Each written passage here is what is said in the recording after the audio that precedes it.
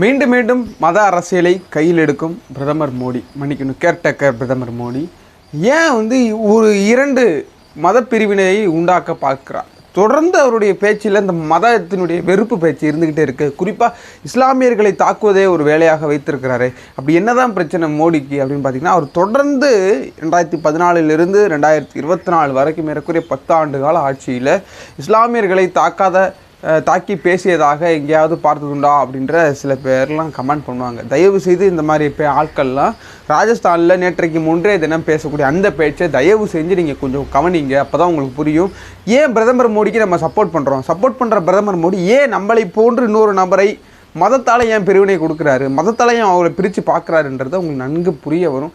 நான் இதை மத அரசியலாக கொண்டு போய் விரும்பலை. ஒரு நாட்டினுடைய பிரதமர், ஒரு இத்தனை கோடி மக்களினுடைய உச்சபட்ச தலைவர், இறையாண்மை கொண்ட ஒரு தலைவர் ஏன் இது ஒரு மதத்திற்காக இப்படி சப்பக்கட்டு கட்டணும் அப்படின்ற பற்றி நம்ம இந்த வீடியோவில் பார்க்க போகிறோம்.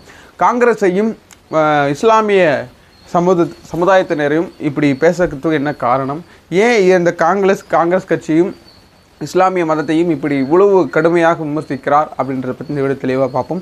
அதுக்கு முன்னாடி நீங்களும் நம்ம சேனலை சப்ஸ்கிரைப் பண்ணலாம்னா மறக்காமல் சப்ஸ்கிரைப் பண்ணுங்கள். அப்போ தான் இது போல் வீடியோ என்னால் உங்கள்கிட்ட கொண்டு வந்து சேர்க்க முடியும் அப்படின்னு நம்புகிறேன். வாங்க வீடியோக்குள்ளே போகலாம். மோடி அவர்கள் ஏன் தொடர்ந்து இப்படி பேசணும் அதை பற்றி இந்த வீடியோவில் தெளிவாக பார்ப்போம். 2 விஷயத்துக்காக இது பெரிய அளவில் பேசப்படும் பொருளாக, பெரிய அளவில் சர்ச்சையாக மாறி இருக்கிறது.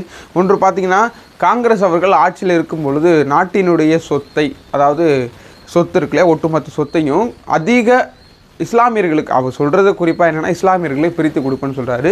அதிக குழந்தை பெற்றவர்களும் ஊடுருவக்காரர்களுக்கும் இந்த சொத்தை பிரித்து கொடுப்பதாக சொல்லப்படுது. அப்படி பார்த்திங்கன்னா, உங்களுடைய சொத்தை நீங்கள் கொடுக்க அனுமதிப்பீங்களா அப்படின்னு சொல்லி யாரை பார்த்து கேட்குறாருன்னா, ராஜஸ்தான் மக்களை பார்த்து, குறிப்பாக வட இந்தியர்களை பார்த்து இந்த கேள்வியை கேட்குறார்.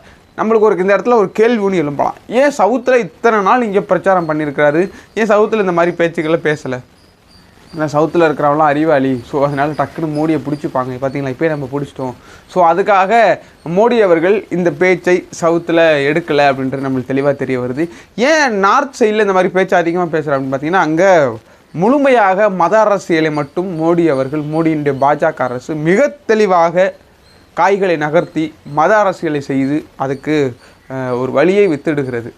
இந்த மத அரசியலை என்ன ஒட்டுமொத்தமாக காவிமயமாக ஆர்க்க பார்க்குறது. அதுக்கு தான் தூர்தர்ஷனுடைய அந்த சேனலுடைய லோகோ கூட காவிமயமாக இருக்கிறது. தொடர்ந்து இந்த மாதிரி வேலைகளை பார்த்துட்டு இருக்காங்க.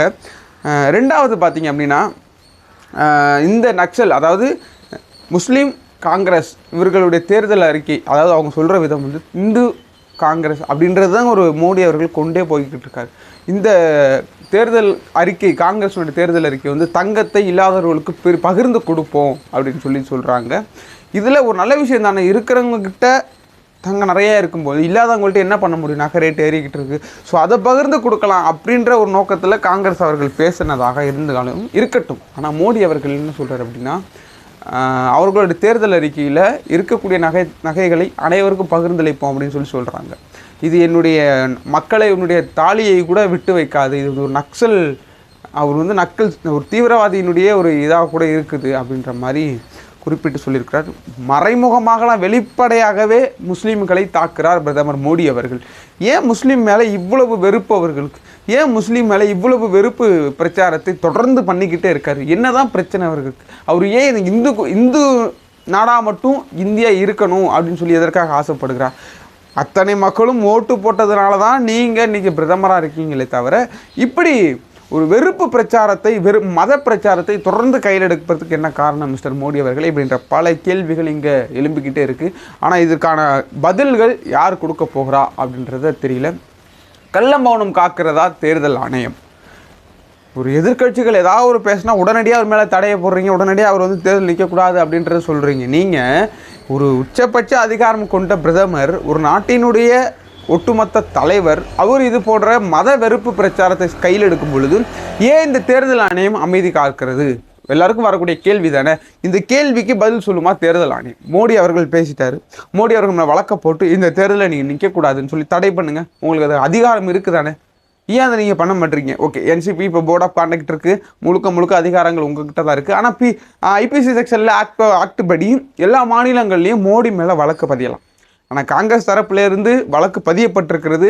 ஆனால் ஐபிசி செக்ஷன் படி எல்லா மாநிலங்களிலும் வழக்கு பதிவு. இப்போ எப்படி சனாதன பிரச்சனைக்கு உதயநிதி அவர்கள் மேலே எல்லா மாநிலங்களிலும் பிரச்சனைகளில் வந்து வழக்கு பதிகிறாங்களோ, மோடி அவர்கள் இது போன்ற வெறுப்பு பிரச்சாரத்தை முக்கியமாக 2 மத கலவரத்தை தூண்ட நினைக்கிறார், தூண்டுவதே வேலையாக வைத்திருக்கிறார். இந்து முஸ்லீம்களிடையே ஒரு பிளவை ஏற்படுத்தி அதில் வந்து ஓட்டு வங்கியை உருவாக்க பார்க்கிறார் பிரதமர் மோடி அப்படின்னு ஒரு உச்சநீதிமன்றத்தில் வழக்க தொடுக்கலாம்.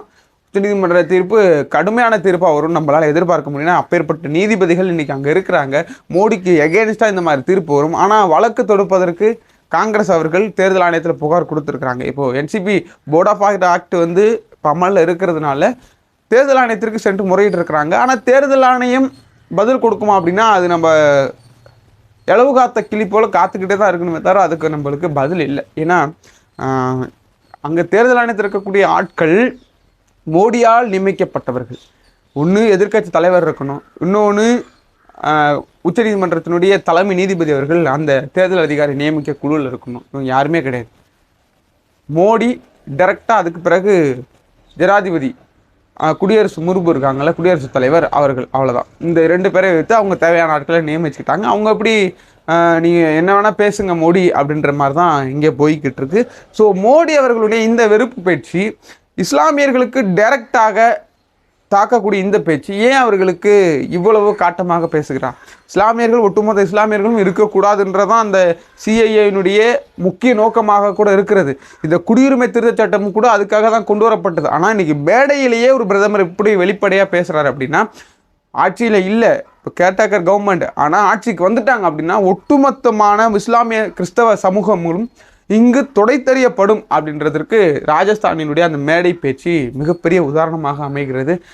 இன்னும் மீதம் இருக்கக்கூடிய அந்த தேர்தலில் மோடி அவர்களுக்கு தக்க பாடம் கொடுக்கணும். ஒரு நக்சலைட்டோடு காங்கிரஸையும் இஸ்லாமியர்களையும் சேர்த்து பேசுகிறாரு அப்படின்னா அது எவ்வளோ பெரிய அஃபென்ஸாக நம்மளால் பார்க்க முடியும். யோசிச்சு பாருங்கள், ஒரு பிரதமர், ஒரு எதிர்க்கட்சி, இஸ்லாமியர்ன்ற ஒரு மதம், அதை வந்து இந்தளவுக்கு ஒரு வெறுப்பு பேச்சில் உமிழ்ந்து பேசக்கூடிய பிரதமர் மோடி இன்னும் என்னென்னலாம் பேசுவார் அப்படின்றத நம்ம சிந்தனைக்கும் நம்ம கருத்திற்கும் கொண்டு நம்ம இதை யோசித்து தயவு செய்து வாக்களிக்கணும். ஏன்னா தமிழ்நாட்டில் வாக்கு முடிந்து போகுது, மித்த மாநிலங்கள் இதை பார்க்கக்கூடிய நிறைய நபர்கள் இருக்கிறாங்க. மோடியினுடைய இந்த வெறுப்பு பேச்சு இருக்கிறவங்களுக்கு விட இல்லாதவங்களுக்கு ஒன்றும் இல்லை, அதை கொடுப்பான்னு சொல்கிறது ஒரு அறிக்கை, தேர்தல் அறிக்கை. இப்போ என்கிட்ட இருக்குது அப்படின்னா என்னை போன்ற மற்றவங்களுக்கு இருக்கணும்னு சொல்கிறது ஒரு தேர்தல். இதில் என்ன தவறு இருக்குது? உங்களால் அந்த வார்த்தையை சொல்ல முடியல. 2014 மாபெரும் நாங்கள் வந்து புரட்சி செய்ய போகிறோம், மாபெரும் ஆட்சி, மாபெரும் என்னென்னமோ சொல்லி தான் ஆட்சிக்கு வந்தீங்க, பெரிய அளவு வெற்றி பெற்றீங்க. 2019 உள்கட்டமைப்பு வளர்ச்சி, 2024 உங்களால் எந்த சாதனையும் சொல்லி ஓட்டு கேட்க முடியலையே. ஏன் நீங்கள் உங்களால் நான் இது செய்ய போகிறேன் அப்படின்னு சொல்லி எதற்காக கேட்க முடியல மிஸ்டர் நரேந்திர மோடி அவர்களே? இப்படி இது நம்மளால முடியாது, நம்ம எதுவுமே செய்யலையே, 10 வருஷமாக ஊர் தானே சுற்றிக்கிட்டு இருந்தோம், நாடு தானே சுற்றிக்கிட்டு இருந்தோம், இப்போ மக்கள் கேள்வி கேட்ட என்ன பண்ணுறேன்னு சொல்லி ஒரு 2 தரப்புக்குமான மோதலை உருவாக்கும், அதில் ஓட்டு வரும், அப்படி பண்ணுவோன்னு நினச்சார என்னன்னு தெரியல. இந்த ஒரு பிரச்சார மேடையில் ராகுல் காந்திக்கு உச்சநீதிமன்றம் சொல்லி அனுப்புனாங்க இல்லையா, நீங்கள் ஒரு பொது வாழ்வில் இருக்கிறீங்க, பேசும்போது ரொம்ப கவனம் தேவை அப்படின்னு சொல்லி. ஆனால் இதே வார்த்தையை இன்னொரு வழக்கை போட்டு மோடிக்கு இந்த மாதிரி அட்வைஸ்லாம் பண்ணக்கூடாது, கடுமையான தண்டனை கொடுக்கணும், ஒன்று தேர்தலில் நிற்கக்கூடாதுன்னு சொல்லிட்டு பேன் பண்ணணும். ஏன் சொல்கிறேன் அப்படின்னா, இது போன்ற பேச்சுக்களை பிரதமரே முன்னெடுத்தா அவர்களுடைய கட்சி தொண்டர்கள் என்ன பண்ணுவாங்க?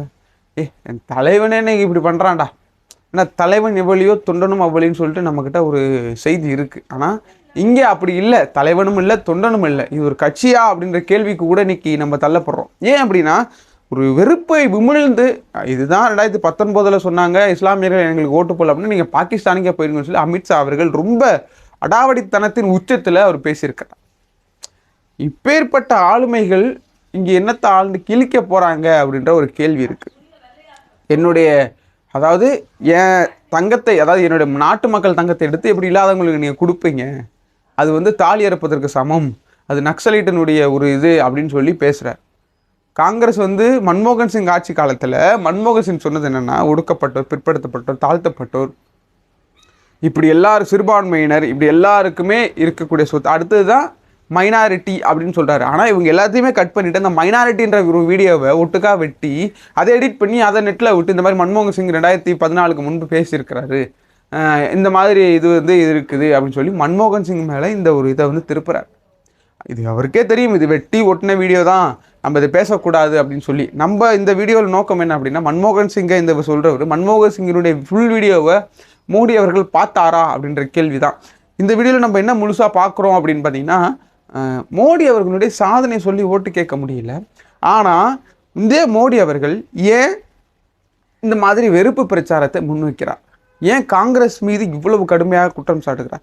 ஏன் இஸ்லாமிய மக்கள் மீது இவ்வளோ கடுமையாக குற்றம் சாட்டுகிறார்? காங்கிரஸ் அவர்கள் இதை விட கடுமையாக பேசியிருக்கணும்ல, ஆனால் ஏன் பேச மறுக்கிறாங்க? இப்போ என்ன பிரச்சனை அப்படின்னா, இப்போ காங்கிரஸ் பேசிட்டாங்க அப்படின்னா அவர்கள் மீது, எதிர்க்கட்சிகள் மீது தேர்தல் ஆணையம் உடனடியாக அதை நடவடிக்கை எடுக்கப்படும். பாஜக மோடி அப்படின்றதுனால அது அமைதி காக்கப்படுதே தவிர, இதே காங்கிரஸோ எதிர்க்கட்சியோ பாஜக எதிர்க்கக்கூடிய ஆட்களோ இருந்தாங்கன்னா உடனடியாக அவர்களை தேர்தலிருந்து அப்புறப்படுத்துவாங்க, தேர்தல் நிற்பதற்கு தடை பண்ணுவாங்க. ஆனால் மோடிக்கு எந்த ஒரு இதுவுமே கிடையாது. அப்போ பார்த்துக்கோங்க, எவ்வளோ சர்வாதிகாரமாக. இன்னொரு ஹிட்லரை பார்த்துருக்கீங்களா? நம்மளுடைய காலகட்டங்களில் ஹிட்லர் இல்லை. இப்போ பாருங்கள், மோடி தான் ஹிட்லர் இன்னைக்கு. இப்பேற்பட்ட ஒரு சாம்ராஜ்யத்தை ஒரு கொடைக்குள் அடக்க நினைக்கிறார் பிரதமர் மோடி அவர்கள். அது குறிப்பாக இந்துக்கள் கொடையாக இருக்கணும்னு நினைக்கிறார். இஸ்லாமியர்களுக்கோ கிறிஸ்தவ மக்களுக்கோ இங்கே இடம் இருக்கக்கூடாதுன்ற மாதிரி நினைக்கிறாரோ என்னமோ தெரில. அதனுடைய மீட்சியாக தான் இந்த மேடை பயிற்சி அமர்ந்திருக்கிறது. குறிப்பாக அனைவருக்கும் அணையெல்லாம் அப்படின்னு சொல்கிற தேர்தல் அறிக்கைக்கூடிய இவர் திரித்து இஸ்லாமியர்களுக்கும் கிறிஸ்தவ இந்து மக்களுக்கும் இது போன்ற ஒரு பகைமையை உண்டாக்க நினைக்கிறார். உங்களுக்கு என்ன தோணுது? மோடியினுடைய இந்த வெறுப்பு பேச்சை நீங்கள் எப்படி பார்க்குறீங்க? முக்கியமாக தேர்தல் அறிக்கை, காங்கிரஸினுடைய தேர்தல் அறிக்கை இருக்கிறவங்களுக்கும் இல்லாதவங்களுக்கும் மாதிரி கொடுப்போம் அப்படின்னு சொல்கிறத எப்படி பார்க்குறீங்க? இதில் என்ன குறை இருக்குது அப்படின்னு கீழே கமெண்ட்ல சொல்லுங்கள். நிறைய நண்பர்களுக்கு இந்த வீடியோ ஷேர் பண்ணுங்கள். இது போன்ற வெறுப்பு பேச்சு நிறைய மக்களுக்கு போய் சேரட்டும். இன்னும் நம்ம தமிழ்நாட்டிலே இருக்கக்கூடிய என்னை போன்ற இளைஞர்கள் இன்னும் அண்ணாமலை பிஜேபின்னு சொல்லி சுற்றிக்கிட்டு இருக்காங்க. அவங்களுக்கெல்லாம் இதனுடைய விவரம் என்னன்றது புரியட்டும். அவர்களுக்கு தயவு செய்து போன்ற வீடியோவை ஷேர் பண்ணுங்கள். முடிந்த அளவுக்கு எல்லா மாநிலத்திலிருந்தும் மோடி மேலே இது ஒரு வழக்கு பதியப்படணும். ஐபிசி செக்ஷன் கீழே 3 செக்ஷன் சொல்லப்படுது. 3 செக்ஷனுமே இது மோடி மேலே பதியப்படணும். பதியப்பட்டால் தான் இதுக்கு ஒரு தக்க பதிலடி கொடுக்கப்படும். அடுத்து வரக்கூடிய பிரதமர்கள் இது போன்ற பேச்சுகளை முழுக்க அருவறுப்பு பேச்சுகளை வெறுப்பார்கள் அப்படின்றத சொல்லி இந்த வீடியோ நான் முடிக்கிறேன். உங்களுக்கு என்ன தோணுது கீழே கமெண்ட்ல சொல்லுங்கள். மற்றொரு நிகழ்ச்சியில் உங்களை சந்திக்கிறேன். அதுவரை உங்களும் விடைபெறுவது உங்கள் ஜோஷுவா. நன்றி, வணக்கம்.